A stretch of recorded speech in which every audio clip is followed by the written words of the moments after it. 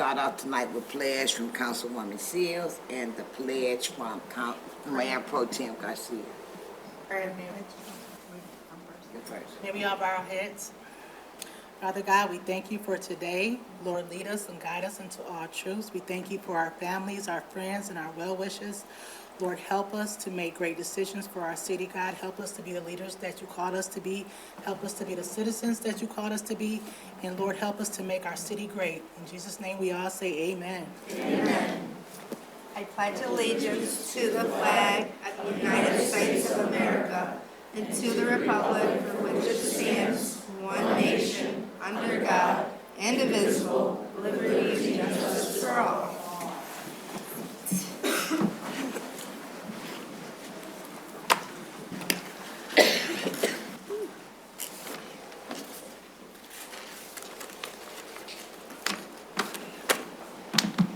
Madam Clerk, roll call, please. Councilmember Sylvia. Present. Councilmember Seals. Present. Councilmember Balls is absent. Mayor Pro Tem Garcia. Presenta. Councilmember Ostash. Present. Councilmember Braddock. Present. Councilmember Wiggins is absent. Councilmember Hammond. Present. And Mayor Moore. Present. You have 7 members present and 2 absent. Thank you. Good evening again to everyone. We have a full chambers. We've got some exciting things happening in our city tonight with some young people. And so I'm going to ask that everybody silence their phones, especially all of the council persons up on the platform. Audience, if you could silence your phone as well. This meeting is being televised, and so we ask that you refrain from clapping, booing, shouting, and any obnoxious behavior. Madam Clerk. Here we have a couple announcements. The city offices will be closed December 24th and 25th in observance of the Christmas holiday, and December 31st and January 1st for the New Year holiday. The next city council meeting is January 13th, 2025 at 6:30 p.m. The city has 4 newly hired police officers, and Chief Ruth will come forward to introduce them for the oath of office.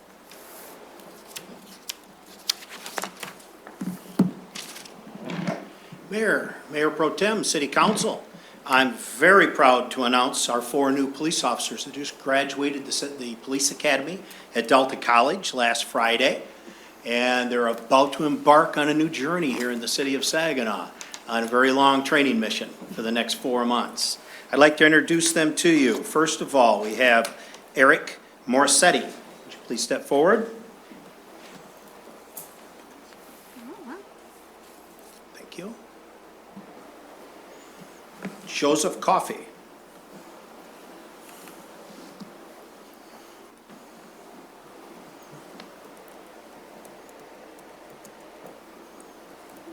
Renee Miha.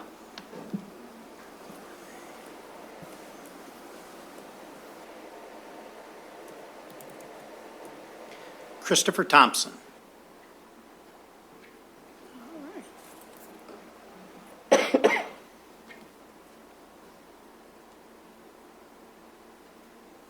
As I indicated, you are going to start a training program for the next 4 to 5 months. You thought it was all done with the police academy, but you don't know everything. You may think you do, but you don't. Now you're going to be trained our way, on the way that we want you to do things here in the city of Saginaw. You're going to have a lot of policies to read, a lot of things to catch up on, and you're going to work hand in hand with another police officer before we let you out on your own, just to make sure that you know exactly what you're doing when you engage our citizens. 3 things that will make you a very successful officer. Number 1, get out of the patrol car. Engage the community. You see kids playing basketball, baseball, football, group of kids standing around. Park the car and get out. Get away from that steering wheel, crawl out of the car, and go play ball with them. Talk to them, engage them. You see people sitting on their front porch, go talk to them. Engage the community. That's what policing's all about. Got to build the trust with the community and transparency on what we do. That's the number 1 thing. Number 2, you treat every citizen just like you want your family to be treated. You treat them like your mother or your father or your grandmother or your children, and you will be a very successful police officer for years to come. Number 3, Every organization has a couple of people who are mad at the world when they crawl out of bed in the morning, and they're mad at the world when they go to bed at night. Whenever you hear any of that negative rhetoric, let it go in one ear and out the other. You stay positive. The more positive that you stay, the more positive that you will be with the citizens of Saginaw. And that's what this is all about. You're here to protect and serve the citizens of Saginaw. Our clerk will administer the oath. All right, if you raise your right hand, repeat after me. I do solemnly swear that I will support the Constitution of the United States of Michigan, and that I will faithfully perform the duties of the office of police officer for the city of Saginaw according to the best of my ability. Okay, and if you would step over to me and sign the oath book.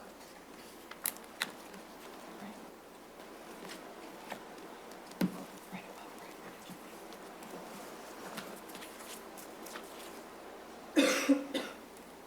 Thank you.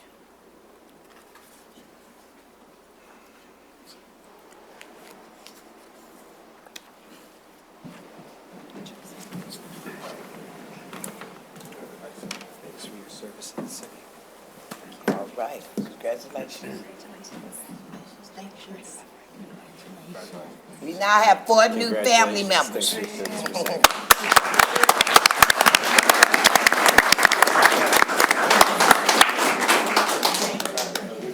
Service to Saginaw. Congratulations, sir.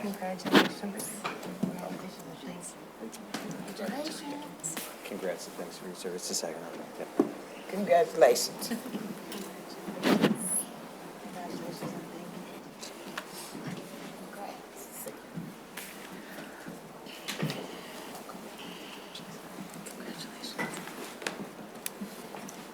All right, congratulations. But we're not done yet. We have to pin the badges on. Right. Aisha, friend of Eric Morissetti, could you please step forward and pin the badge on Officer Morissetti? Now, I know you know how to do it, since you're an officer at SBSU.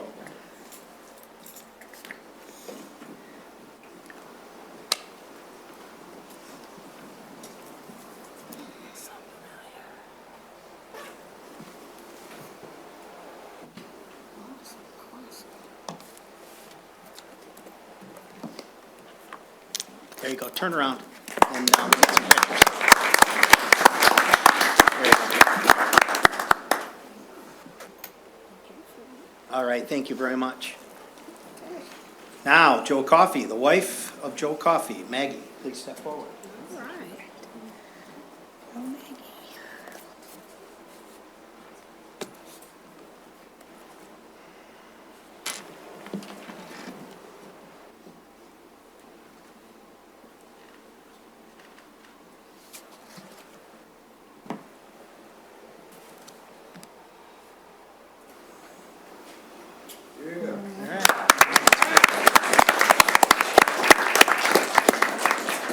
All right, thank you.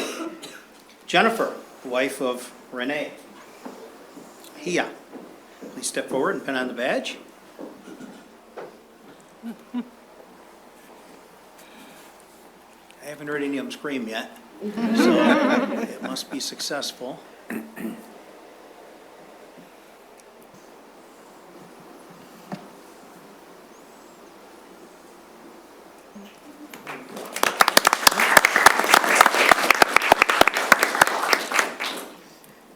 Beautiful, thank you.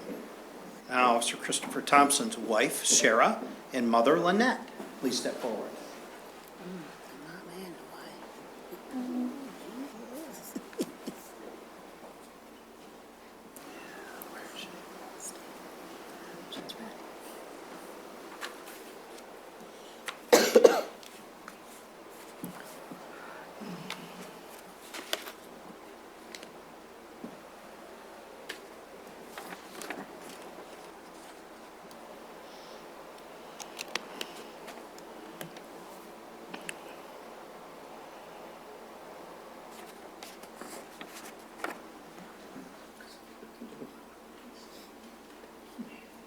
There you go. That's good, you can just let it hang there. It won't fall off.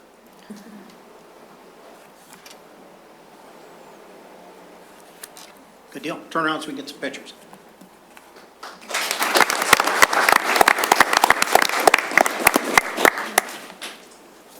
Okay, thank you very much. Congratulations, our newest police officers. All right. Thank you.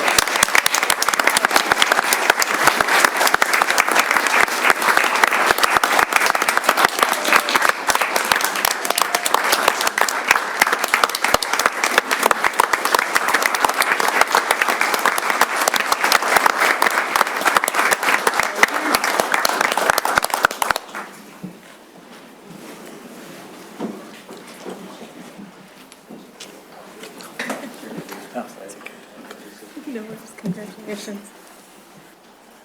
Yeah, that takes us to public input. Well, we just had 4 public inputs. Congratulations to our new officers, families, thank you so much for letting us have them for a while. But we're gonna take good care of them, trust me. We're gonna take good care of them. We are getting ready to go into what we call public input. Public input is where you get 3 minutes to speak. I ask that everybody stick strictly to your point, and you have 3 minutes to say what it is you need to say. You will be called up by the clerk. No laughing, obnoxious behavior. We ask that you be respectful to everyone that comes to the podium. Do I need to take a pause to see if family members want to stay or leave? Do you know what? It's normally the city manager who clears out the thing. Thank you guys so much for coming. You know I would stay for you, right? Yeah, I know you stay for me, baby.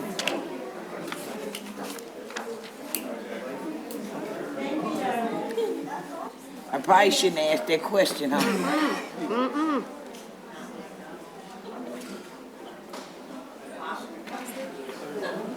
Don't worry, you still got staff coming in. Brenda can to have somewhere to sit, right? It's Jacinta. I was kidding. So y'all know if 4 people can fill up a whole room, you know, if they can fill up a whole room, can you imagine?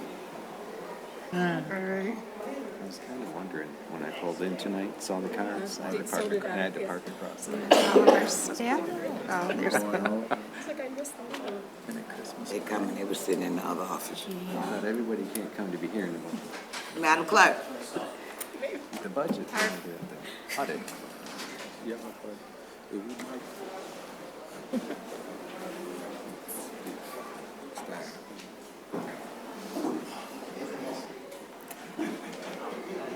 Our first speaker this evening is Donovan Gomez.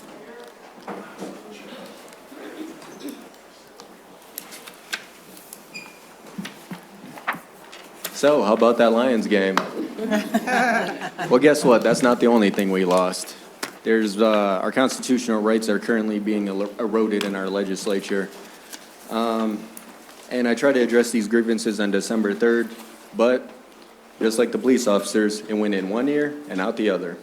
Throughout my ventures, I have engaged in a sense of futility through political pursuits in regard to arguing our pro-Second Amendment rhetoric. In civil American society, we have a legislator that negotiates bills that may one day be signed into law. The arguments are perpetual on both ends of the aisle. I argue that true representation of the American people has been depth in the void of one political party only. Naturally, when the ruling party rules, the other's freedoms will be detracted from the minority. In order to stimulate thoughts, I would like this audience to ponder what the definition of liberty means to you. Let me first look toward nature before the laws of men came into existence. As the history has shown, the strong survives while the weak perish. The law of nature and applicability to the laws of man still have their roots. In terms of making accommodation for your fellow man would not be appropriate. Spanning thousands of years prior to my existence, the competition between interests is quite apparent.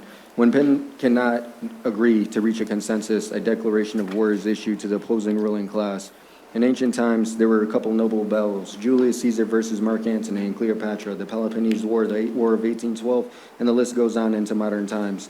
I believe that these words are stimulating because someone always wants personal interest in a resource that the other has. And then it goes on to Plato's allegory of cave, but I don't have time to read all this. But basically, so I want to talk about these Michigan mental health petitions that are going on in red flag laws. First of all, it's an extreme usurpation of the People's Party, and it's actually should be viewed as theft. There's just too much doggone money in the game, so I'm basically going to go to all 83 counties. An officer comes out, they'll say, hey, you know, this is not an arrest, it's a detainment. And basically once they detain you, they inject you with a whole bunch of stuff that makes you feel euphoric, and then basically you go off, sent off to a mental ward.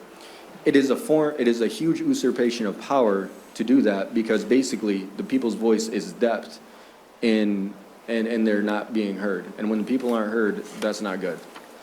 So not only that, but the hospital charges you about $1,000 a day just for staying at one of these institutions.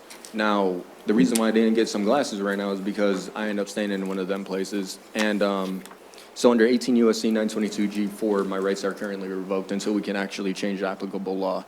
There's only a small minority of people that are running most of Washington, and we can make that here in Michigan. So to the northern peninsula, to the southern peninsula, to the east and west, all throughout Michigan, I'm going to go inform of the absolute abuses of power that our legislature passes when we become complacent, just like how those people left. Thank you. Thank you. Our next speaker is Sandra Ramon.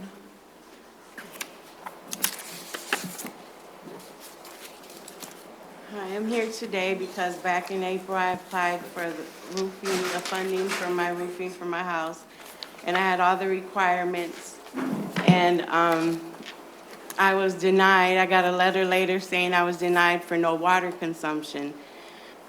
Mind you, you have to use 1,000 gallons of water before the city will bill you for water, and I'm gone a lot of the times, but that is my residence and my home. And I feel I was wrongfully denied for the funding for a roof on my home. And I'm the single person living there. And also, I have been there 22 years, and I pay my taxes and I pay my water bill every year, every month. So that's all I have to say.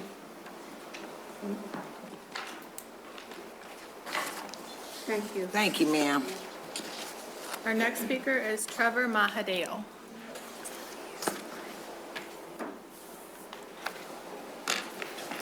Good evening, everyone. Good evening, fellow residents, Ms. Mayor, City Council, and happy holidays to everyone. Two short topics. I guess I should go to the shorter one first. It's more of an observation more than a complaint I firstly want to say about the city street parking. I want to commend Officer Dion.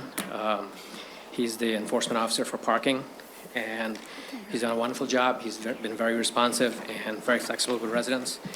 The observation is, I noticed that I'm a fairly new resident to Saginaw, and most of the true streets, residential streets, have two-side parking.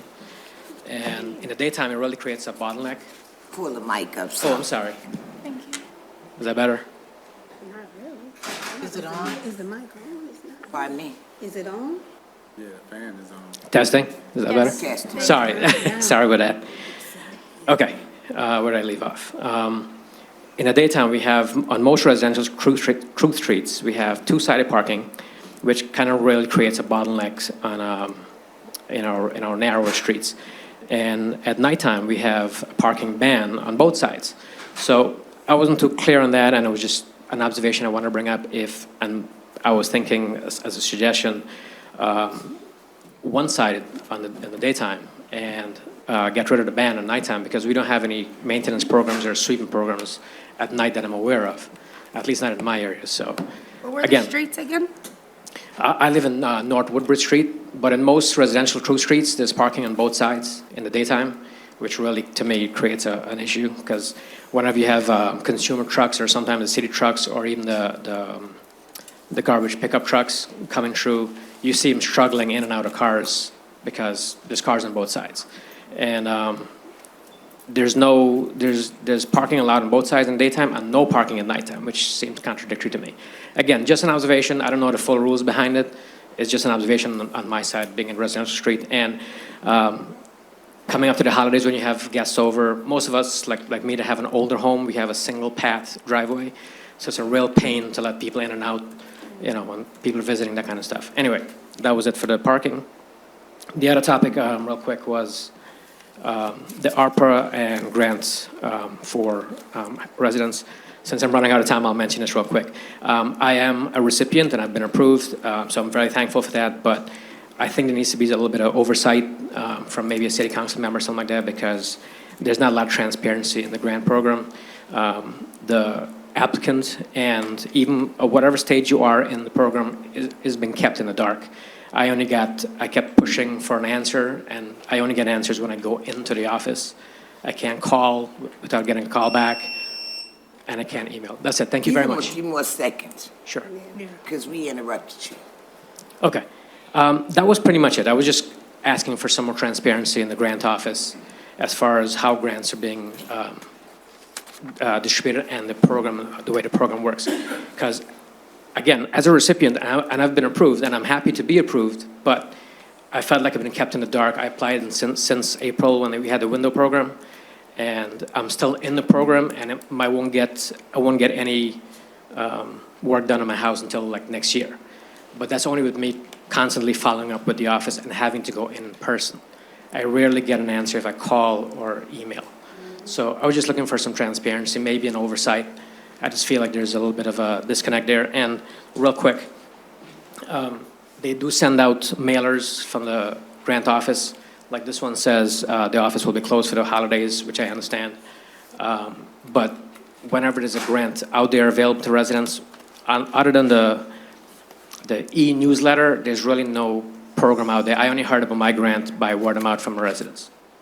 That's it. That's pretty much it. Thank you all. Have a happy holiday. Thank you for the job that you We'll do. have somebody get a hold of you so we understand better.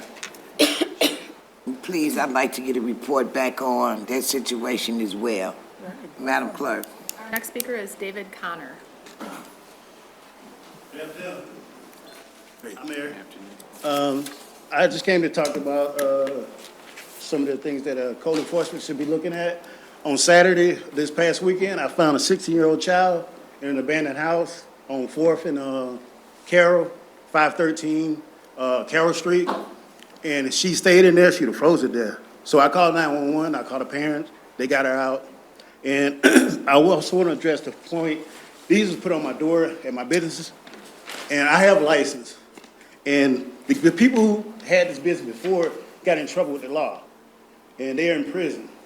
And when people come up and read this, they think I still have some kind of affiliation with them, but I don't. But if it's on my door, which I have 3 of them, people are going to say that that business that I own running is affiliated with them. And I have a license. I've been having my license for 2 years. And I think that more research should have been done before this got put on my door, before my customers got a chance to read it, because it did affect my business. I didn't get a chance to make 13 copies, but I just want to bring to the council's attention that, code enforcement should better look at some of the things that are going on in the city with these abandoned houses than people who already got their things already together. Because I worked over there on the north side of town for 3 years cleaning up over there, and nobody came to help me. I helped the mayor. Me and the mayor worked diligently cleaning up these empty lots. And like I say, if code enforcement wants to really do something, check out some of these abandoned houses. Because had that child, I had seen that child, I hadn't seen her face on Facebook and know she was a runaway, she'd be dead Sunday. So I'm just here to bring it to your attention. The address is 513. The fire department did training there. The Saginaw County Police did training. The house it's not worth anything. It needs to be torn down.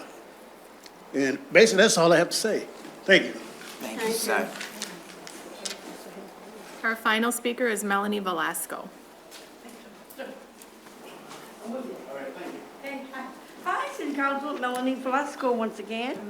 Who I'm taking notes. I'm for this guy. I think the abandoned houses do need to be tore down, and the landlords do need to be addressed on their problems that they're collecting. You don't even know what could be in those houses. Could be so many. And then my main issue is these little homes. I'm still very highly interested in these little homes.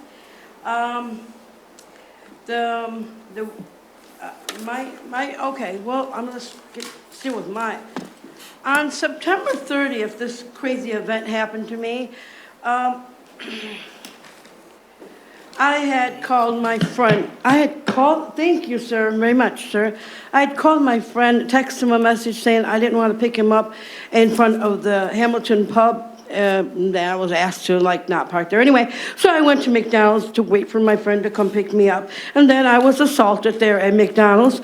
And then an officer at the police station, Volt, told me that my life don't really mean much of anything, but since we got 4 or 5 new officers, maybe my life will be something to somebody or mean something. But anyway, Aaliyah, the manager at the Hamilton pub, she came to McDonald's, and I was backed into a spot, and she comes with her vehicle all the way from her job as a manager at the Hamilton pub, and she comes and knocks on my van window, and now it don't want to go up and down right. She yelled at me about a VIP. I'm not going to be her free security, though I have a keen eye and a lot of stuff. I can see more than people can think, and I got a keen memory of descriptions of people. I can see more than you think. Anyway, I was violated. She bang, bang, bang. I peed my pants. I had an anxiety attack. I had to wait 45 minutes to an hour to get myself together in order for me to drive. Her name is Leah. She's the manager of the Hamilton pub. This is my police report, which you guys are going to get come the first of the year, because the prosecutor possibly is going to take this situation, and I'm going to get a lawyer. If I have to sell my van, sell my truck, and just get a bus pass, which I want to compliment the Saginaw Transit Station. You have some lovely workers there. I think we need more bus stops that are well lit, because people are complaining that they're freezing, they're waiting on the bus. Sometimes they're late, sometimes they're on time. This event that happened, like I said, was on September the 30th, and they're maybe now going to take some of this to my life.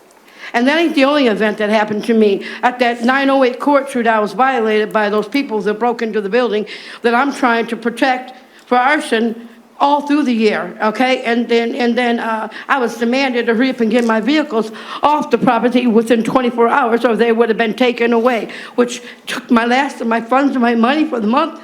I have a room now. At least I'm not cold and freezing in the cold. I almost lost my toes one night. That could have been that Sunday. But anyway, this police is going to get to this. I'm going to get a lawyer, and I appreciate you all, and you know I love you. And I wish all the best for the upcoming new year for everybody. And I do believe in grants to be available to people who have problems with paying bills, or and if they're accessible to them. I appreciate you all, and I think you're all beautiful, beautiful people. I know you can only do what you can do. Thank you, Miss Melanie. I'm getting known really well, getting recognized in public. Mayor, that takes us to remarks of council. And tonight we'll begin with Councilman Ostash. Thanks, Mayor. Thanks, Mayor. Welcome, everybody, to the chamber, and congratulations to all of our new officers who were sworn in tonight. That's always good to see. Not really much, just a couple things that over the last couple of weeks. Again, just an announcement for the East Side Soup Kitchen. They're always looking for donations, so coats, toiletries, underwear, socks, blankets, please drop them off between 9 and 3 p.m. at the Genesee location right over there by Jane Street.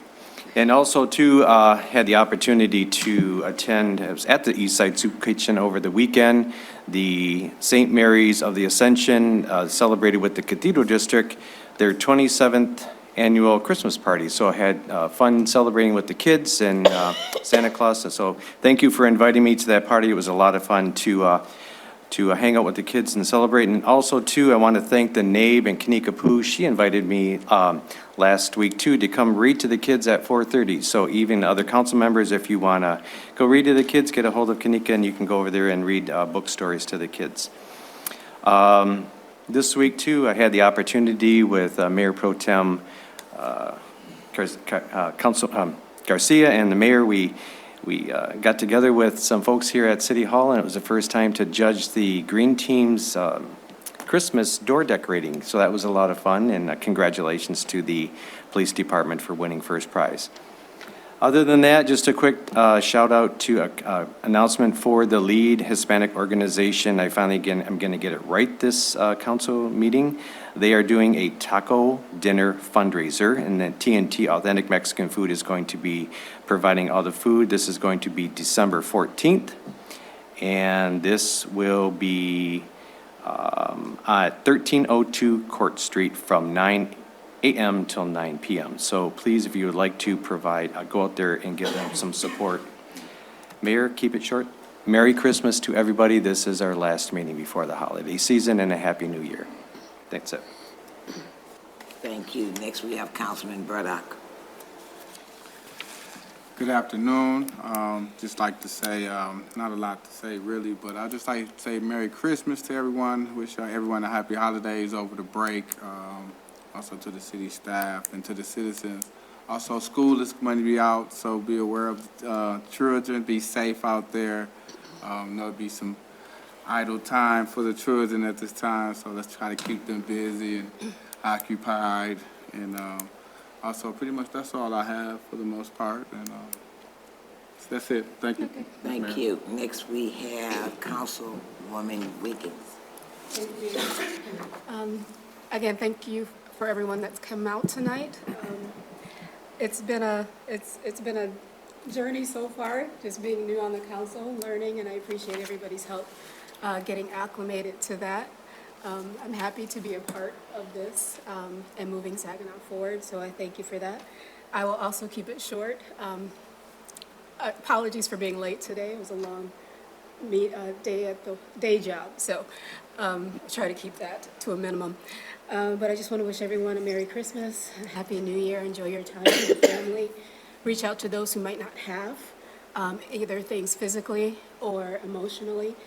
It's a hard time sometimes for this part of the year for a lot of people, and it's easy to get wrapped up in what you have and what the love that you're surrounded by. And sometimes somebody else could just need a hello or a hug or something. So think about somebody else this time of year. It'll make your holiday a little bit better. So thank you. Thank you. Next, we have Councilwoman Hammond. Thank you, Mayor. Yes, and thank you for everyone who came out today, and especially those who gave public comment and contributed to our meeting. I agree that we do definitely need more physical bus stop locations in the city. It breaks my heart every time there's a downpour or there's snow and I see people sitting on the grass trying to keep their kids from running into traffic at a bus site. I think that we all look at that as unacceptable. It's not the way that we want to treat each other and treat our residents. And I've met with STARS and they're working on more additional bus stops. So I'd like to see that project move forward and the city to be helpful in any way possible to get that to happen. As well as I've been having meetings with other officials. I did just have foot surgery, so I apologize for my absence. Last meeting, I really tried hard to make it. It just wasn't in the cards. And thank you for being accommodating for me tonight. But housing, it keeps coming up as such a prescient issue. I'm going to keep talking about it. I'm going to keep having meetings about it. I know that several of my fellow council people have also been having meetings and asking questions and hearing about this issue. We're all watching lame duck proceed as well at the state legislature.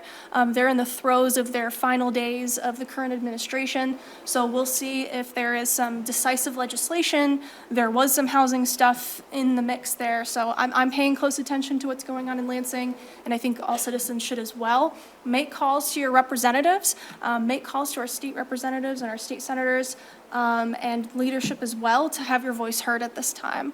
I got calls from several advocacy groups and organizations on specific legislation. So there's definitely movement happening.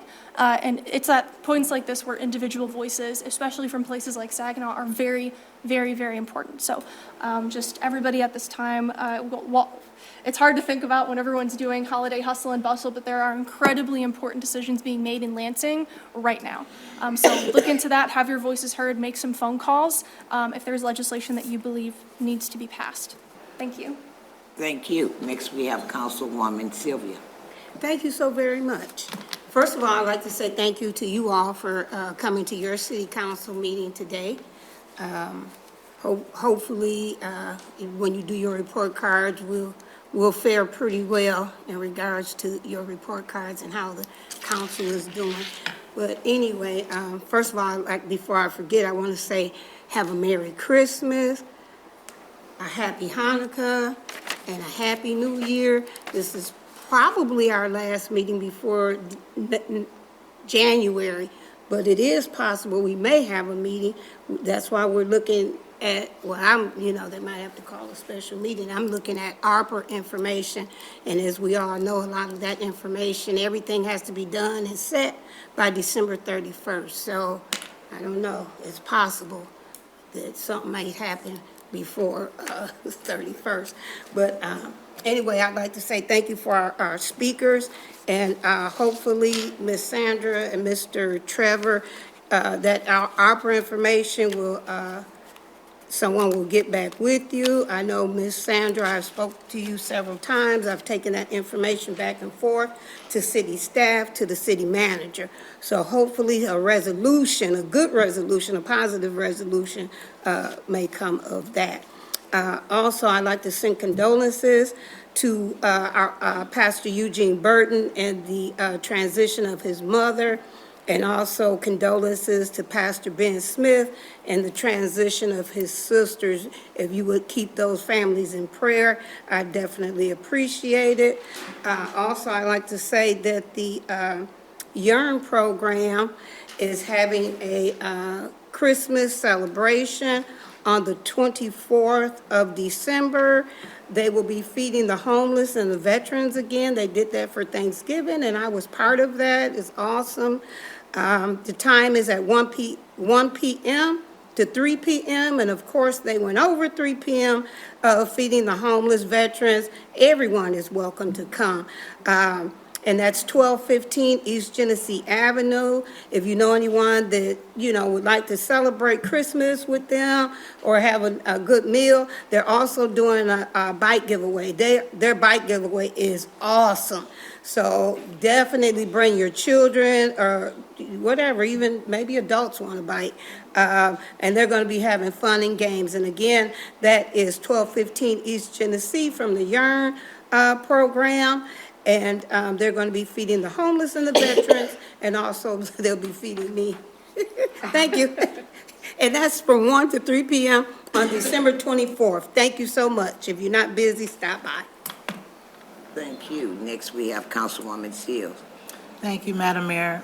I just want to say to everyone, thank you for coming out today. It's great to see everyone. Hopefully everyone have a happy holidays. Be safe. Love your family, and be the change that you want to see in our community. Thank you. Amen. Next, we have Councilman Bowles. Thank you, Madam Mayor. I don't have too much to say either, but I would like to tell everybody to celebrate the holiday Kwanzaa, to have a great holiday this year, and hopefully we can start practicing some of the principles of Kwanzaa more in our community. Hopefully, we really need it considering what's going on in the city of Saginaw. But I must admit that out of all the problems that I have seen in the city of Saginaw, I see some bright spots coming along. I think the mayor saying her favorite word, that we're going to have some anointing coming our way. I think it's beginning to happen. If you speak it in existence, eventually it will come. All right. So I really want to thank the mayor for some of the words that she had been expressing over the years as being the mayor, and even expressing some of my words about getting people to be mentors. I want to commend you for taking that up and asking those guys to get involved in being mentors. And now we got a group called Help, because I've been crying out for help, and the mayor happened to see some people that was that she thought could help, and they've been helping. So I want to thank the mayor for that, and for the gentleman that's doing the work in our community to help. They're even helping out the police department. They're partnering with them to try to help alleviate some of the crimes that we have in the city of Saginaw. But I think one of the main things that's going to help this situation out is jobs, and more jobs. The problem of the 19th century was jobs, equality, and it's still happening in the 21st, 22nd century. So hopefully this council can make some things happen here in the city of Saginaw so that we can alleviate some of the problems that we have. There's a lot of jobs out here. The skilled trade guys are begging for people to come into the skilled trades. And we need to prime up our young kids and let them know they can do this, and to make them feel like they can do the job. You know, all you gotta do is just show them a few things, and eventually they start picking up their ruler and pipe wrenches and other type of tools and start doing the work. But we have to encourage our kids. Every time we see them, we gotta give them some type of encouragement. I got that neighbor kid, I can't wait to see how his face gonna look when I give him his toolbox this year. I'm looking forward to it, and I know it's gonna light him up. So, other than that, I want everybody to have a happy holiday. Hopefully we won't have any issues in the city of Saginaw with crime and the like, and that things keep on moving with prosperity for our city. Thank you. Thank you. Next, we have Mayor Pro Tem Garcia. Good evening, concerned citizens of the community. Thank you guys for being here on this beautiful, not cold night and joining us. Thank you for the speakers, and I know, Sandra, you've brought that up to me as well, your water bill issues, and I live by myself. When I get it, I don't use a lot of water. It's just me, so I understand where you're coming from. Just want to say this Saturday, and Wonder Burger is going to be doing Feed the Saginaw 1,000 Meals. They got a lot of great sponsors, especially locally here in the city of Saginaw, from 11 to 2. For any of those in need, they're going to have a variety of different food they're giving out. You just got to drive through the Hoyt Park. I will be out there volunteering. I actually volunteered to do the test taste, but they said I had to wait till after, so we'll see if I can convince my buddy to change his mind just to make sure the food's good. Also, this Saturday that I'll be attending Santa's workshop party, so they're gonna have gifts, Santa, food, prizes from 2 to 4 at the New Beginnings Ministry Outreach Church. The children must be able to attend to receive one free gift, and it's from 2 to 4, like I said, so we're expecting a good turnout, their first time having it. And also just want to give an update on my friend who had lost her son last Saturday. They actually caught the suspect with everybody getting involved and giving tips. That's how we need to work together as a community and get these people behind bars that don't deserve to be out here while other people are grieving. So he was captured, and he's gonna hopefully we'll get justice for them soon. So they just had his funeral Saturday, so continue to keep him in prayer, especially with the holidays coming up. Got a lot of people grieving. 3 years it'll be for a close guy friend of mine, older man, Mingo Rodriguez. He'll be gone 3 years this Saturday. So just keep my family in your prayers during this time. Special man. Grew up with my family on 12th and Janes, and now South Side, but yeah, he was a good legend, and he did a lot at a church in St. Joe, so he will be missed. And I attended our novena at the church, St. Joe's, on 5th and 6th over there, and my father, he's trying to get a roundabout in that area, and I said, no, come on, you don't push it. So I was like, I'm not trying to get kicked off of council, I gotta keep my little job here. But yeah, so that was a good talk with him, a roundabout. I was like, I don't think that's a good idea, Father Frank, but pray about it, that's all we can do. But just have a good holidays, enjoy your loved ones. Remember, tomorrow's not promised. Look out for your neighbors, look out for your elders. And just, I'm gonna enjoy it with my grandson. This will be his first Christmas, so he'll realize what's going on, because he's 2. And that's all he says, not a big truck, so gotta get him a big truck. I gotta find him one. At least now you got happy holidays, a Merry Christmas, and enjoy your day. Thank you. Okay.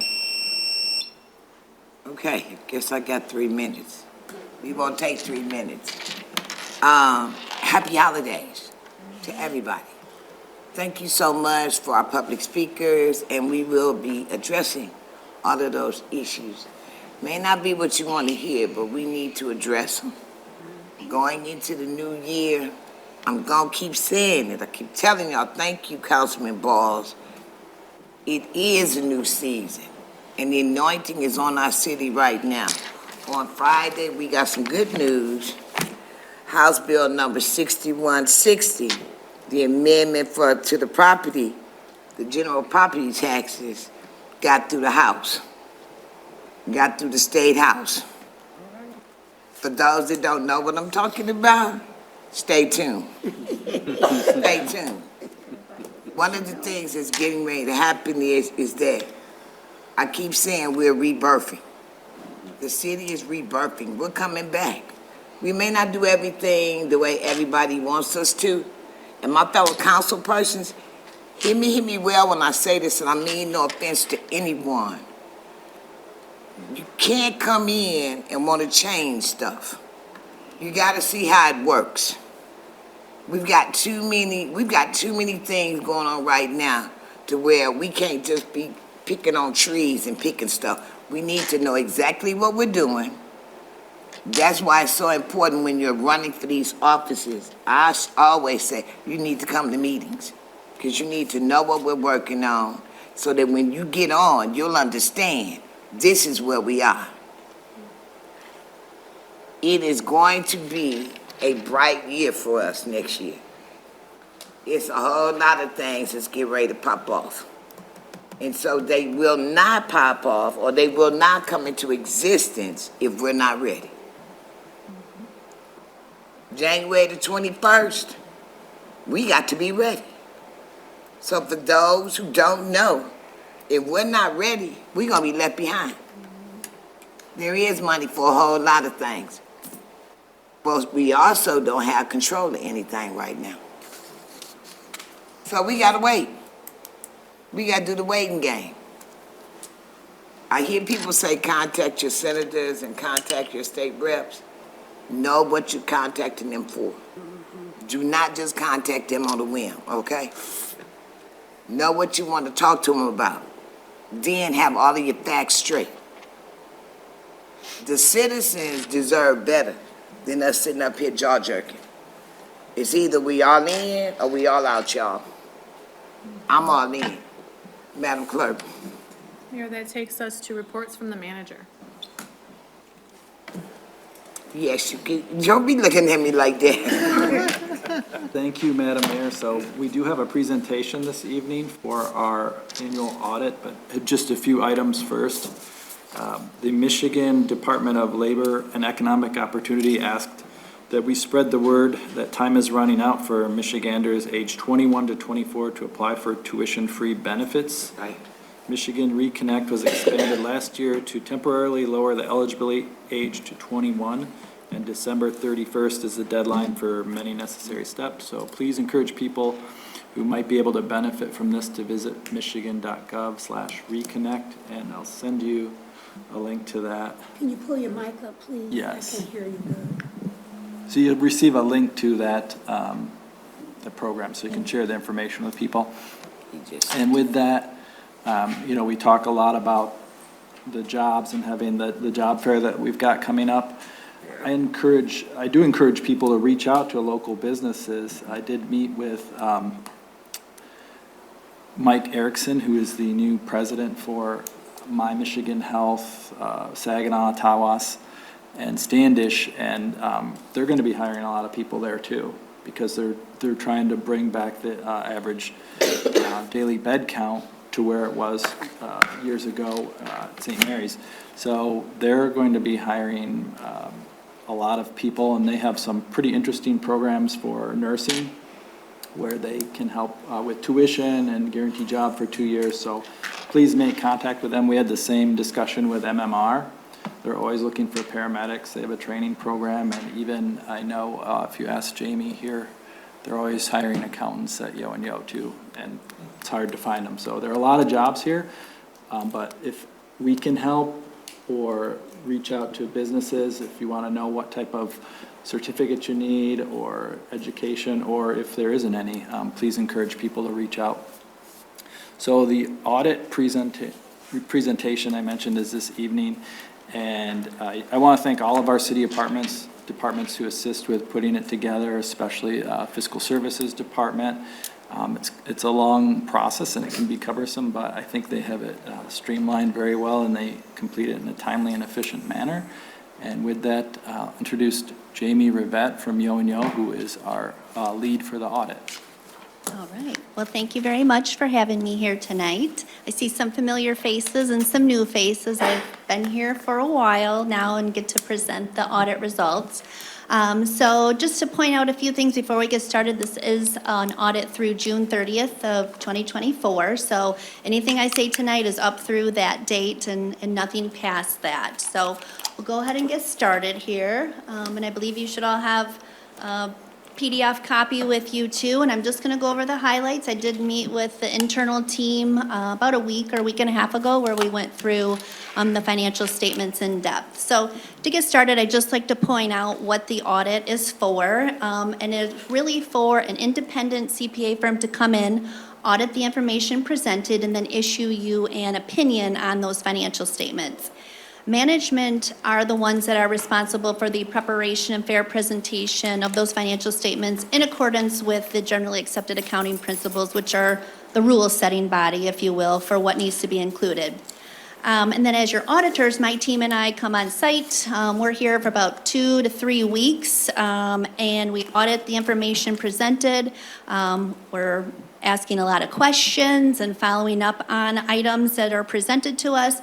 And the city was issued an unmodified opinion, which is the highest level of assurance offered. It means there's no material modifications that need to be made to those financial statements. I also just like to point out that the city also received an award for their financial reporting excellence from the GFOA, which is the Government Finance Officers Association, for 2023 for your annual comprehensive financial report. So congratulations to the city and everybody involved in that. It is a lot of hard work and a big accomplishment. So now we'll talk about some of the numbers. Now the next few slides I have are on your general fund, and this is your operating fund of the city. And that's really where we'll spend most of the time tonight, just touching on those. And I always think a picture is a lot easier to visualize and see instead of trying to talk through some numbers across a page. So a few things I'll point out here. For your general fund revenue, we did have 50% of that was coming from intergovernmental sources.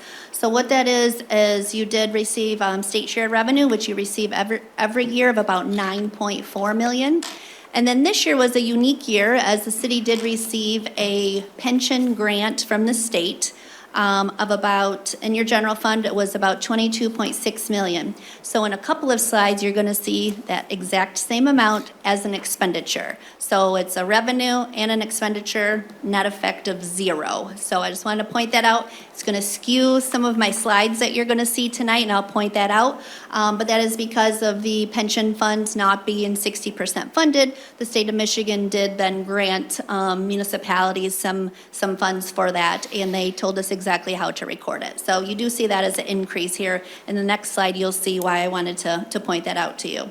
Then we have property taxes of making up 6% of your total general fund revenue. That was up slightly over last year. We did have an increase in taxable values, a slight decrease in the millage rate for the year we were auditing. And then income taxes making up about 24% of that total, which was up over last year of about $1 million. There are more people back to work, less remote work happening, so we did see an increase there on that city income tax. So this is a slide I was telling you about why I wanted to point that out, because if you look at this 2018 through 2023, it's pretty steady, a little increase in 2021 there, but then you see a skyrocket for 2024. So the majority of that increase, like I said, is that pension grant. That money did not come to the city. It went directly into your pension fund. So $22.6 million of this increase was related to that. We also saw an increase in some purchase agreements that you had for a street sweeper that the city purchased and a fire truck this year, as well as an increase in the investment income as the market had a bunch better performance this year, so we saw an increase there over last year.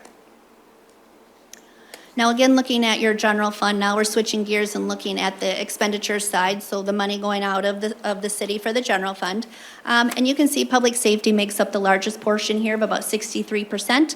That's broken into fire and police. So police is about 27.1 million, and then fire is 15 million. So that pension grant expenses are really distributed throughout these categories. Most of them are related to police and fire though, so it did increase those expenditures related to that. So 67 million in total expenditures for your general fund. Again, here's the chart we've been looking at, comparing those expenditures year over year. And again, the significant increase is related to the pension expense side of that too. We also saw an increase this year in your capital outlay because of the fire truck purchase and that street sweeper as well compared to last year, with the increase in the transfers out of your general fund this year. And all expenditures were within budget, which is approved by City Council.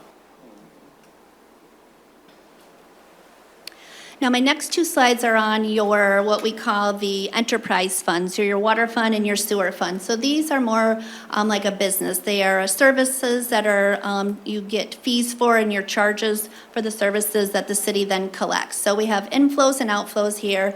And our inflows did increase. The city did receive some that pension grant money for your sewer fund as well, about 6.2 million related to that.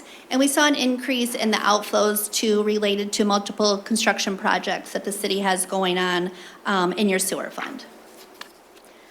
And similar slide here too for your water fund. And I did go back and look because I couldn't remember why 2021 was so high for your inflows, but that was a refunding bond year, so we did have some additional proceeds that came in that we had an increase in the inflows there. So we did see increases here in your inflows. Customer fees increased slightly, as well as investment income compared to prior year, with the outflows also increasing because of that pension grant, as well as about a $5 million increase in some capital projects that we had too in the water fund this year. So I have a slide in here on your pension and your OPEB or your retiree health care too, just so I want to point out. So contributions into the plan was a little over 7 million for your retiree health care. And then the pension was about 20.5 million. Those are the contributions into the plan for the year. And then we do have significant, benefit payments going out too, just to let you know, the pension payments going out of the plan was about 30.3 million, with OPEB about 7.3 million. And then in addition to auditing the financial statements, the audit standards require us to gain an understanding of the city's internal controls and the processes over what we call your key transaction cycles. So we are happy to report there were no findings, no material weaknesses or significant deficiencies noted in those steps that we were required to do. So great job to your team on that. And then in addition to that piece of it too, because the city does receive and spend more than $750,000 in federal awards, we're required to do what they call a single audit, which is then focusing on just the federal grants. So we did audit the coronavirus state and local recovery funds as our major program, which was about 14.1 million of your total federal expenditures this year. So we did audit that, and we follow the federal guidelines. They tell us exactly what we need to test and report back on. And we did not have any findings that were noted, as well as there were no findings noted last year either in our testing. So with that, I would just like to thank Tim, Yolanda, Lori, and their team. As Tim mentioned before I come up here, it's a lot of work to get this couple 100-page report done, and we really appreciate their attentiveness, and they put it as a priority. And so I do really appreciate that. It's teamwork on both sides to get it out, and I think we work very well together, and I appreciate their dedication. Are there any questions that I could answer for you? Yes. Thank you. Thank you so very much for your presentation. Well, the first, or maybe the only question I have is in regards to internal controls over financial reporting. You said there's no significant deficiencies. So that means there were some deficiencies, but they... That's we'll call it audit language. So okay. You have what we would call management comment and recommendation. Mm-hmm. So that would be something if we're going through the information and we think, okay, this is a way that you can improve, some segregation of duties that maybe you have within the finance department, or this would help tighten up those internal controls in the finance department. So that's what comment and recommendation is. And then if you escalate it to just one step further, that's what we would call a significant deficiency. It's something where, okay, this could potentially be an area where, you know, it could cause the financial statements to be materially misstated. It's a opportunity, it's a bigger problem. And then the worst level, if you will, is a material weakness. So we did not have any of those, and that is just the wording that we're required to report on, are those material weaknesses or significant deficiencies. So that's why I put that in there, but we did not have any. Okay, so when you say, under this, like, you said that. A comment and recommendation. Yeah, those recommendations, can you share those? Can I get them at a later date? if We it's don't gonna have, be we very didn't long? have any. Oh, okay. Nope, we didn't have any. If I did, they would be, I know you all have a PDF copy of our governance letter too.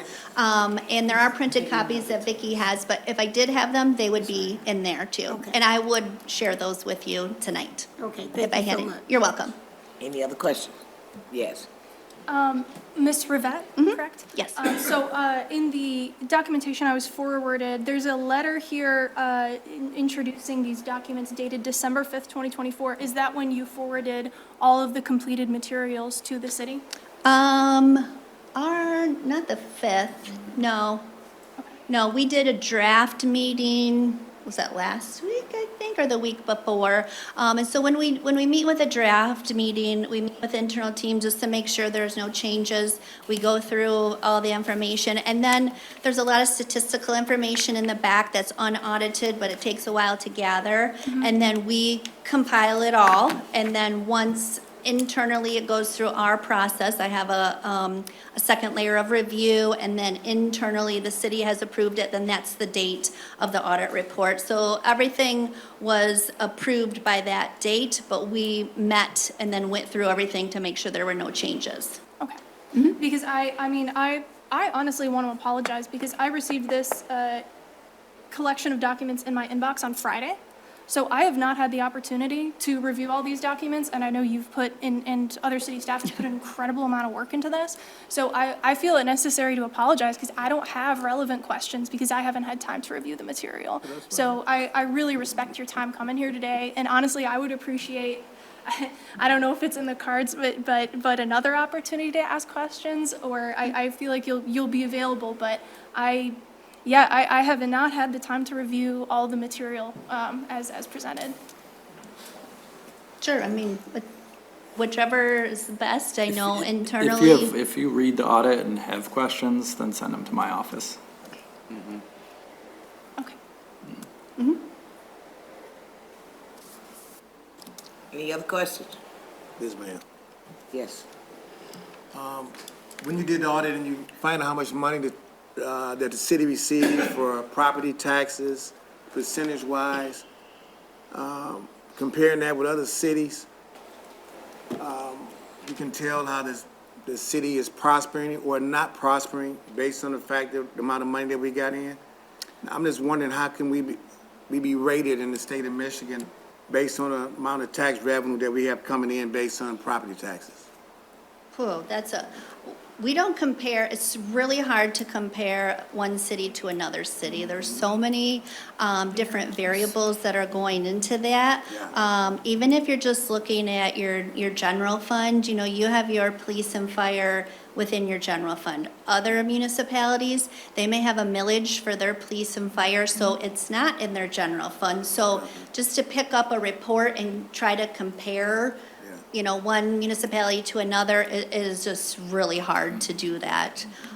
If you're just speaking property tax value-wise, we do look at that. So we do recalculate that. We take those property tax values with that approved millage rate from the L4029 form that's approved. We kind of do an estimate of where we think your property tax revenue should come in at. And yours did increase this year over last year with property tax values increasing, but also that millage rate slightly decreased for you in our calculation. I just want to find out how lively we are or how lively we're not. I don't think I can answer that question. I can compare you to last year to this year, which I think is, what we do and what I just kind of explained, but to compare you to, another city is really hard to do. I'll get with you Yolanda, I'll ask her. Okay. Yolanda will have all your answers. Thank you. You're welcome. Any other questions? Thank you so much. Thank you. Thank you so much. Thank you, Jamie. And that concludes the management update. Do we have any questions for the city manager? Yes. I was just wondering, who is the responsible party for clearance of sidewalks, snow clearance of sidewalks? I know sometimes in certain areas of the city it's different, so I'm specifically asking about the area around the courthouse, Old Town The Sidewalk. courthouse, it's the property owner. The property owner. Yes, so if it's outside the courthouse, it would be the courthouse. It's a heavily business district. That seems odd. Because I asked because I had a walking experience where I walked to the courthouse from the nearest parking I could find that day in early December after a heavy snow, and I got soaked. Also, it looked like some of I think they are city snowplow trucks, had completely destroyed on both sides of the street. There's the metal coverings over the sidewalk. They're like textured. I think they're like ADA compliant. Absolutely destroyed on both sides of the road on Michigan Avenue. I don't know how often that happens, but I wanted to report it as an issue because it certainly made it very difficult to traverse the business district for me. So I would definitely appreciate looking into, and I believe the DDA takes on some of the responsibility for clearing sidewalks in the downtown area. I would love to explore a similar setup with Old Town just because it is so. That's our business district, and there were people in similar predicaments as me trying to navigate around to go to the courthouse or pick businesses down there. The DDA it does not do any snow removal, and Old Town is in the DDA district too. So both downtown and Old Town are in the district. If you see people removing the snow, typically it's the business owners that are out there shoveling it. There may be, from time to time, we may have done some snow removal on unowned properties in the district, but I don't think the DDA's taken that on. The inserts on the sidewalks, we are aware of those issues, and a lot of it does have to do with the salt. So I know engineering is exploring other opportunities to put something else in that place so that it doesn't degrade like that, but those are not lasting very long just because of the Michigan conditions. Yeah. To the point where it was covered in 6 inches of slush, so I barely saw it before stepping onto a chunk of broken metal that was jagged about 8 inches long. So it was alarming, and I'm like, I need to bring this up at the next council meeting because this is problematic. If you can send that corner to us, we can get it to engineering so they can take it, if it's a danger like that. Yeah, and Yep, what, Finish. Will you finish? with that particular question, Yep. yes. Okay. and just what I do too, if I'm even driving around town and I see a pothole, I just send it to Tim. Yeah. Yeah, just report it to Tim and he'll get them all taken care of, yeah. Understand, we're not gonna change the city overnight. Yeah. So please don't think that every little thing is gonna change overnight. It's not gonna change. This is a process. So it is good to report, and you don't have to wait till council meeting to report. Report it when it happens. Yes, any issue like that, please report it so we can go, especially if it has to do with safety. Potholes, we have a system, GIS system where we can mark that so that crews can go out and repair them in different spots. So please, anybody in the public as well, report that to us so that we can repair it. I want to report my neighborhood. Please fix my street. Thank you. Any other questions? Yes, ma'am. Thank you so very much, Mayor. I just a couple questions. Two. Beg your pardon? A couple is two. Okay. First one, thank you for the information in regards to the ARPA. But one of the questions I have right now, and any other I'll ask later, but we have several on here that, and this is probably information that other council people might not have right now, agreement pending. can you kind of, how long is those agreements going to be pending? Well, they should be done by the end of next week. Okay. Yeah, so those are the newest, the last allocations. Okay. Though I know they've been going over budgets and project plans and things like that, but we think they'll be done next week. Okay, Yes. good. Hopefully by the end of this week. Okay. And then in regards to the ARPA, the young lady Sandra, the young gentleman Trevor, I didn't really hear, the microphone wasn't working real good. But what I'm saying is, like, I've talked to Miss Sandra, I've talked to staff, I've talked to you, da-da-da. Is there a way of coming together, meeting of the minds? Because I'm thinking, from what I'm hearing, everything is not coming together and there's not a clear understanding.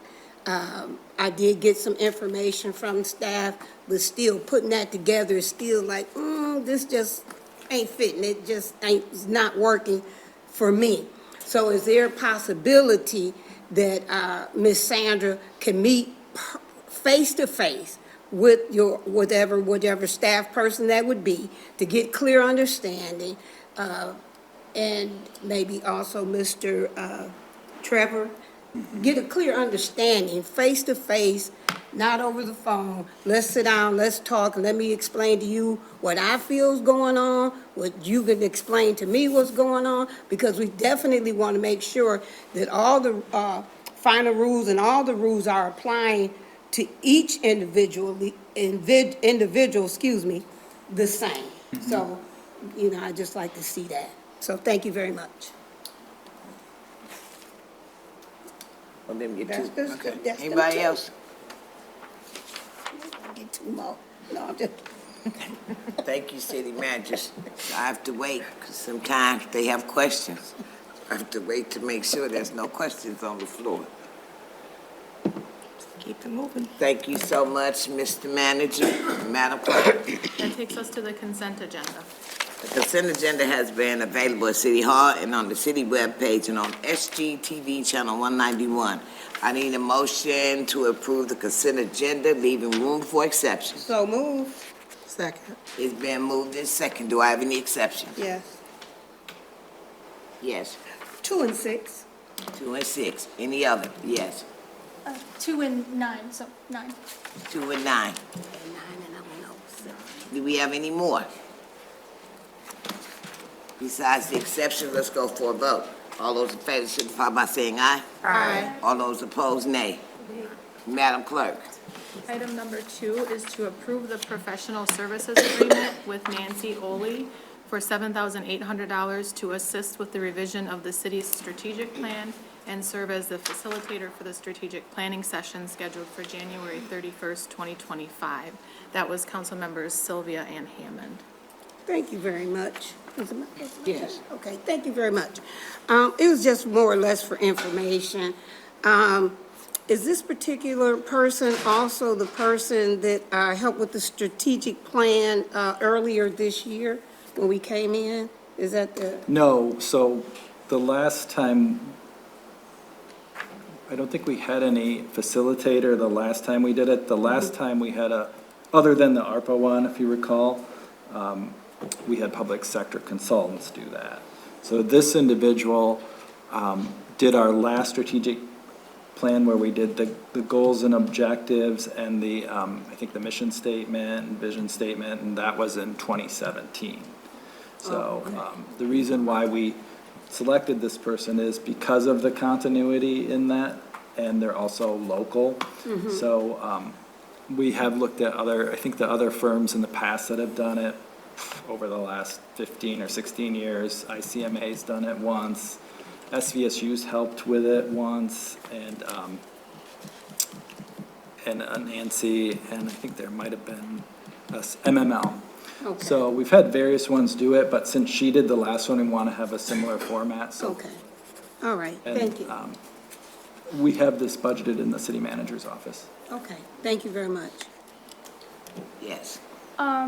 So described in the council packet is the interview process described from the 2017 strategic planning process, or is that expected to go through the same steps, interviews, that process between now and the end of January with this particular particular consultant? Yes, yes. First, I think once, if this is approved, then the first part would be a survey of council and staff, and then it would be interviews. Okay. So basically, like you said, the same process that we utilized before. Okay. And pardon my ignorance, the strategic plan, I believe I've attended a couple as a citizen. Usually I think one was held at SVRC a few years ago in the basement, if I'm not mistaken. And I remember talking about the marijuana zoning overlay. So am I thinking correctly? That was one of the Yep. strategic planning? Yes, Okay. yep. So that, to me, was kind of a presentation of the work that had been done up until that point. It wasn't so much like a work session at that strategic planning session. So is there opportunities for the public to engage while that strategic plan process is going on between now and January 30th? Well, this one will be a little bit different than that one. So I think in the past, when we've done this type of strategic planning process, there has been more input and at the process. So we have different types of meetings, so this one's a little more interactive. So I expect there to be work done at the meeting. And I think when we did it last time, similar to this and with SVSU, people that did attend did provide input as well. Okay, yeah, because I would definitely love to have some input and evaluate the process of how that meeting goes and how we engage with the public, because that's something that I've gotten a lot of feedback on, is sometimes at those special meetings, at those presentations, how we do work groups and how we do work sessions are not always in engaging as, not from the public's perspective. I know there's been issues where we've sat down and like turned our backs and kind of work with off of a whiteboard while other things are going on. But basically the question is, can we make sure there's a back and forth during this process so that we can kind of have input on the way that this strategic plan is built out in the process while it's going on? Yeah, but remember, we'll be limited in time. So it'll be imperative for council members to reach out to the public too, so you can bring those ideas back to that meeting as well, because it's a one-day meeting. But the date is set for this at the end of January? Yes, yes. So, okay. And then who decided the 5 key vision elements for this particular session? Those economic development and so on, I think those are the ones you're referring to. That's what we've been focusing on for probably for several years. So, I mean, if there's something that council members are interested in changing in that focus, then bring it up during your interview with Nancy, yeah. Yeah, I mean, particularly, I would absolutely love to add housing as a specific vision interest because it's been brought up so many times, especially at the CDBG meeting that we attended for the Human Planning Commission. But that's more so a comment. Yeah, I think that's all the questions I have. Thank you. It may be an opportunity too to combine some of them, like housing and economic development, and incorporate those together. So, just thinking about that. Yes. Oh, I'm sorry. Motion. Oh, yeah, motion to approve item number 2, please. Second. It's been moved to second. Any more discussion? Hearing none, all those in favor signify by saying aye. Aye. All those opposed, nay. Madam Clerk. Item number 6 is to approve the purchases with D&K Truck Company for $105,625 for a 2026 Freightliner 108 SE Plus plow truck and Truck and Trailer Specialties Incorporated for $178,900 for equipment installation for the Public Services Department Streets Division. That was Councilmember Sylvia. Thank you very much. Really, it's for clarification, also for the citizens, because as I read this and read it twice, I'm still trying to decipher between the Truck and Trailer Specialties Incorporated for $178,000, over $178,000 for equipment installation for the Public Services Department. Can you explain what they'll actually be doing, because I couldn't get it out of here. Yeah, so what this is the Freightliner actually provides you with the main cab chassis, suspension, the engine and all that, but then there's a specialty company that then puts in the hook loader system, the salter, the salt box. They're the ones that upfit it with everything, the underbody plows, so there's two vendors here, because the one vendor will supply us basically with the truck itself with no accessories. That's the 105, but then all the accessories to make us be able to use it is for the 178, it's a different vendor. That's to put the salter on the back, a pre-wetting tank.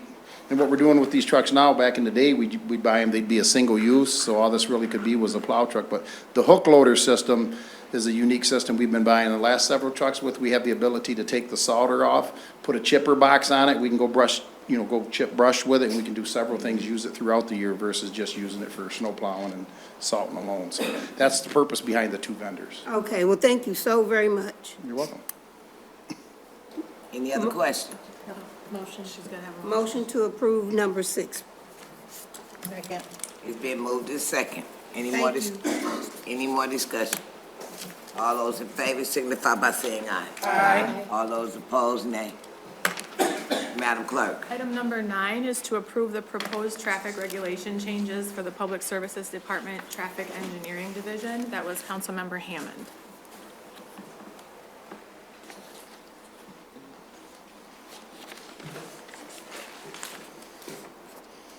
Hi. Hi. Could you introduce yourself? I don't think we've met. Travis Harris, City Engineer, Hi, City of Travis. Saginaw. Thank you. And thank you for your work on this. The list is very comprehensive of some of these changes. I appreciate it. I actually generally agree with changing from stoplights to stop signs. I've read the data on that's pretty compelling. My question is more so just with the amount of changes. What kind of public notice or public engagement is done during like the assessment process, and then while the changes or after the changes are being completed? So beforehand, a lot of these changes here on this CC are actually project-based. So like you'll see like the Cass and Adams Street or the Wheeler Street. These, we try to plan out a couple years what road reconstruction projects we're going to do. So as part of this, like as the Cass and Adams example, I believe about 2 years ago, we put out a parking survey. And so that went to all the business owners along those streets. It's 2 blocks of Cass and 2 blocks of Adams between Michigan and Niagara. So all the business owners in those areas got a parking survey, basically an index card. And on it, basically, we said, all right, we want to have parking on both sides of the street. Would you rather have 2 hour, 1 hour, or unlimited? And so based on those surveys, we made the decision, and based on what the surveys came back at, I believe it was 2 hour parking, which is what's out there now. So for that one, we have the parking survey that would go out. For some of the other ones, like for Wheeler as an example, we did a parking survey for that as well. Looking at the residential area and the funding we have available, we said we're gonna put parking on one side of the street, and we gave the residents the option to choose which side they wanted the parking to be on. And so that came into play with those. As far as the traffic signal removals, there's not a whole lot of public engagement in that. What those actual removals are based on is a engineering study. It's called a signal warrant analysis. And so there's 9 categories, and forgive me, I cannot name all 9 of them off the top of my head, but there are 9 categories that you look at. Primarily, it's based on traffic counts during certain types of the day. If you're near like a school or a major traffic generator, it is, maybe left turn movements, so you don't have 30 cars stacked up at the intersection. So there's 9 different warrants, and we look through each warrant, and if none of them meet, then it's eligible for removal. In the other case, if you have a stop sign at an intersection and one of them meets, then you can install a new signal. So that's the difference there. So the parking ones, we, 90% of the time we'll send out a parking survey. And then some of the intersection changes we're looking at before we start a reconstruction project, just to make sure that once the project's done, we have the whole stretch updated, not just the road, but also, the water main and also the traffic, in that area. Update stop sign intersections, update, signals, that kind of thing. So we try to do it all at once, and, the project is set, so we're not going back 20 times, because nobody likes that. Excellent. Yep. And then on the second part of the question, Yep. and thank you for that. I do appreciate the explanation and all the lingo. It helps me learn. For the second part of that, while these changes are being made or after they're made, does a notice get sent out to residents or people in the area about some of the changes? So for the parking, well, really for any of these that are on this one specifically are part of projects. So what we'll do is right now, most of these projects are out for bid right now through MDOT because they have federal funding or state funding attached to them. But right before, about a month or two before we start construction, we always send out letters to all the property owners, a block or two each way of the street, as well as on the street. And they get invited to a public meeting. And so in the letter, it'll say, you know, what we're doing with the project, what you can expect for traffic control, trash pickup, that kind of thing. And we'll also put in there what we're proposing the road to be, you know, whether it's a 2-laner, 3-laner with parking, that kind of thing. So that goes in the letter, and then they can ask any questions they want at the public meeting. With a signal, if we're gonna remove a signal, that signal doesn't get removed, like assuming this is, everything's approved tonight. That signal will not be removed for about 180 days because we have an internal process. For 30 days, it'll go into flash. So we'll have flash on Michigan, let's say for Michigan and Wheeler. We use whatever street's not gonna have a stop sign when we're done, that'll get a yellow flash. The side street will get a red flash, and that'll be about 30 days. Then we'll do a crash analysis to look to see if there was any issues with setting that up. Then we'll do it for another 30 days, look at it again. Then after 60, we'll take down the signal heads themselves. And then we usually leave the poles up in case there are issues with crashes once the new signage is put up. So after that 180-day point, we'll actually take the poles down for the signal heads. Okay. Wow. That's an amazingly comprehensive process, and you sound pretty passionate about it, so thank you so much. Thanks.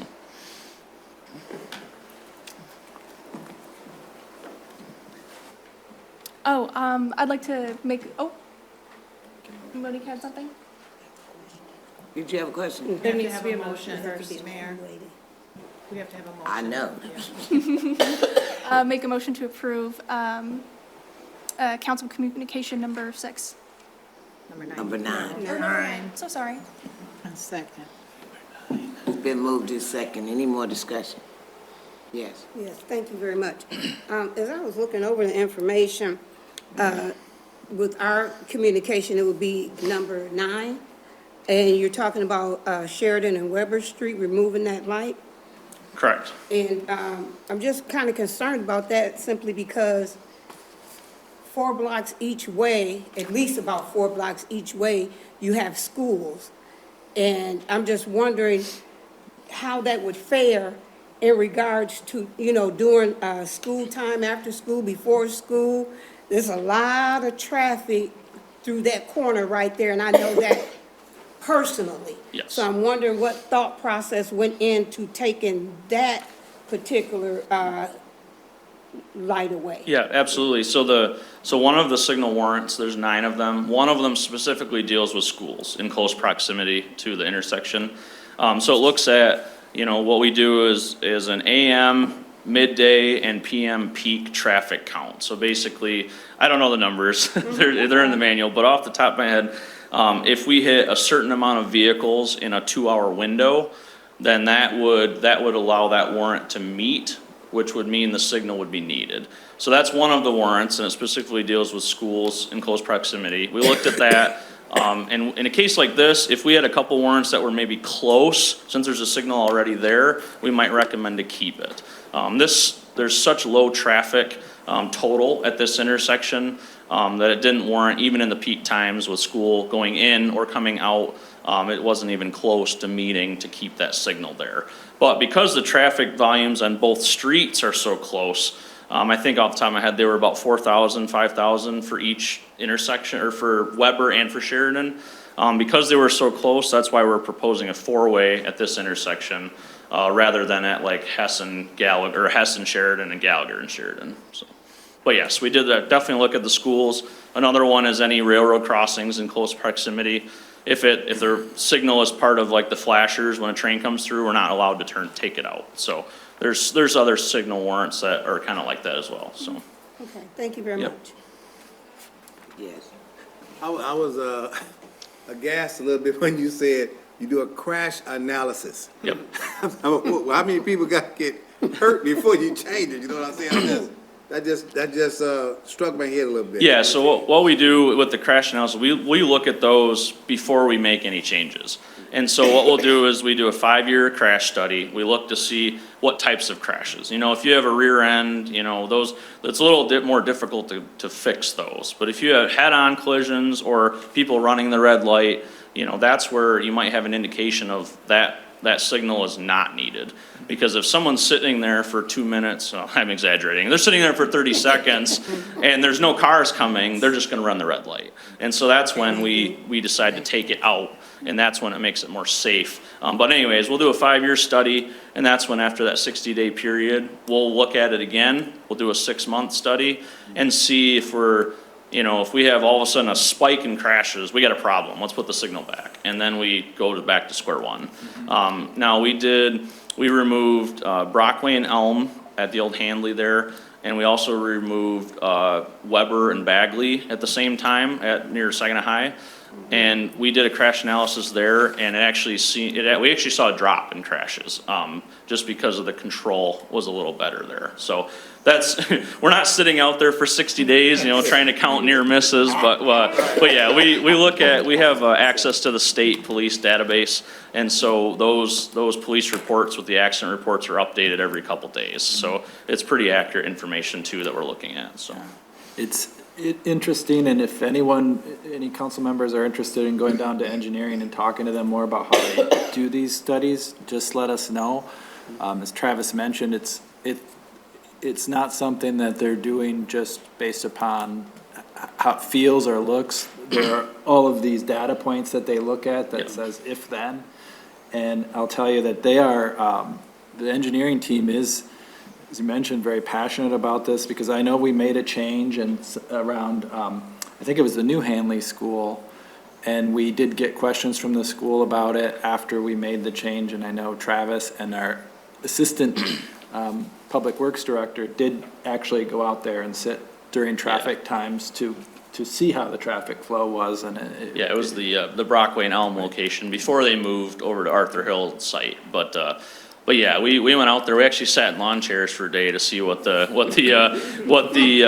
traffic flow was after we took the signal into flash. So, because they had some concerns. So. Since we got you on the hot seat. So what was the rationale on 5th and 6th Street? Yeah, we have to stick to the motion at hand. We can't talk about something. We gotta stay with what we talk about. You've already approved 5th and 6th Street, you gotta No, I'm stay just on. saying, I mean, you gave him, but he's been talking about other streets. I know, You didn't correct him, but you correct me when I say something about another street. I'm just, because it's gonna continue, so we have to get back to the motion at hand. So let me say this, I encourage all council people, old and new, to go and have a talk with the engineer department, contact the city manager's office.